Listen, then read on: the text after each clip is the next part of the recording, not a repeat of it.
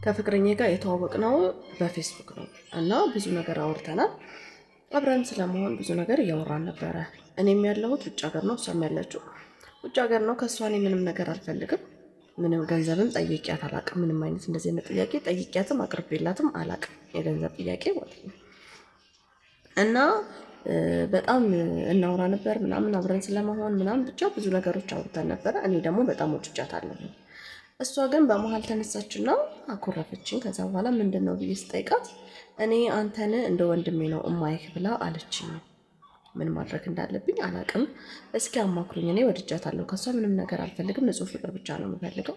እሷ ግን እንደዚህ እያለችኝ ነው፣ ምን ማድረግ እንዳለብኝ አማክሩኝ እያለ ነው ማለት ነው። እና ጉንፋን ይዞኛል፣ ድምፄ በነገራችሁ ላይ ጉንፋን ይዞኝ ነው። እና ምንድነው መሰላችሁ አንዳንድ ጊዜ ማለት ነው እግዚአብሔርን ነው የምላችሁ ሴቶች ምን እንደሚሰማኝ ታውቃላችሁ ማለት ነው። በጣም በቃ ራሱን ችሎ ነገሮቻችንን እንደዚህ ማለት እንዴት ነው የኔ ስንባል ምናምን ነገር አንወድም ይመስለኛል።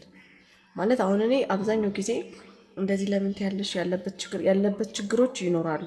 ይሄ አይኖርም እያልኩኝ አይደለም። ነገር ግን የሰው ልጅ በአጠቃላይ ያለ ችግር አልተፈጠረም። ስለዚህ የሆነ የሚንከባከበን ወንድ ስናገኝ ወይ ደግሞ የሚንከባከብ ህይወት ውስጥ ጥሩ የሆነ ነገር ጥሩ የሆነ አመለካከት ያለው ወንድ ስናገኝ ለምን እንደዚህ እንደምንሆን አይገባኝም ብዙ ጊዜ። እና እንደ ወንድሟ ካየችህ እንግዲህ ምንም ማድረግ አይቻልም። አንተ እንደ ወንድም ሆነህባት ነው ምናልባት እሷ የምትፈልጋቸውን ነገሮች፣ ጥያቄዎች ወይ ደግሞ የምትፈልጋቸውን አይነት ወሬዎች አላወራሃትም ሊሆን ይችላል። ስለዚህ ምንም ማድረግ አትችልም፣ ማምለጥ ነው። የመጨረሻ ጊዜ አናግራትና ነገሮች የሚስተካከሉ ከሆነ መንገዱን መቀጠል ነው። ካልሆነ ደግሞ የራስህን ህይወት እግዚአብሔር ይስጥህን እና እግዚአብሔር ህይወትን ያስተካክልልህ እልሃለሁ። እናንተም ያላችሁን ሀሳብ አስተያየት አስቀምጡለት። ኮፒ ሊንክ አድርጉ። እሺ ይቻላችሁ ሲል ኮፒ ሊንክ አድርጉ።